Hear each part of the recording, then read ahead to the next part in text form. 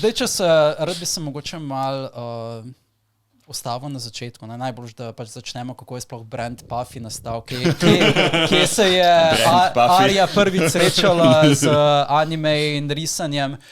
Mogoče, če se nekako sprehodim nazaj, čisto na začetku, kdaj sem te jaz prvič videl, to so bili mogoče prvi eventi, ki so jih Sloanime organizirali, ker na začetku si bila ti zelo vključena ne samo pač v samo artist sceno, ampak tudi v program, se pravi, vedno si imela ali neko stojnico, mogoče celo plesno točko. Plesno točko imela, jaz tak spolniš iz novoletke, knjižnice Avtomaža. Kak je bila legenda. Še zdaj bi jo odvijal. Kar me je v bistvu zelo presenetilo pri tebi specifično je, da artisti, ki so bili takrat na novoletki in prvih makonih vključeni v prodajne stojnice.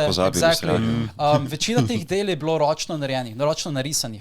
Medtem ko se mi zdi, mogoče to samo moj občutek, ampak zdelo se mi je, da si ti ena prvih, ki je digitalizirala svoje delo, ki je dejansko šla na dark side. Ja, na Photoshop. Kako to ti vidiš, mogoče iz tvoje perspektive? A se ti zdi, da si ena teh prvih digitalnih artistov iz recimo domače anime scene?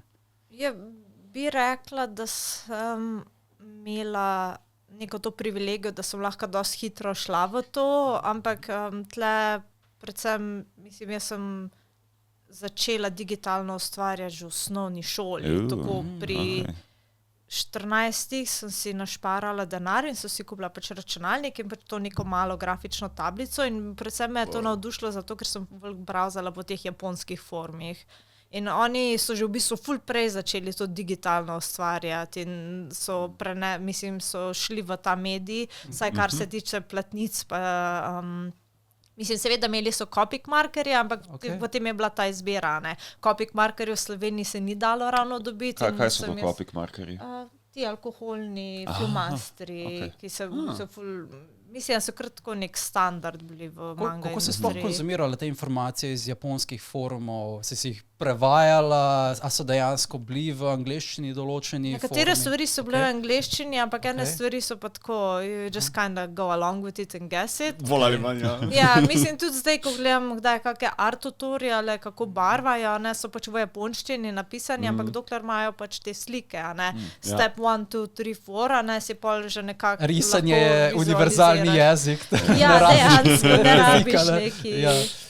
Sem pa mislim, tako ene stvari si pač probaš po najboljših močeh prevediti ali pa si pač kak.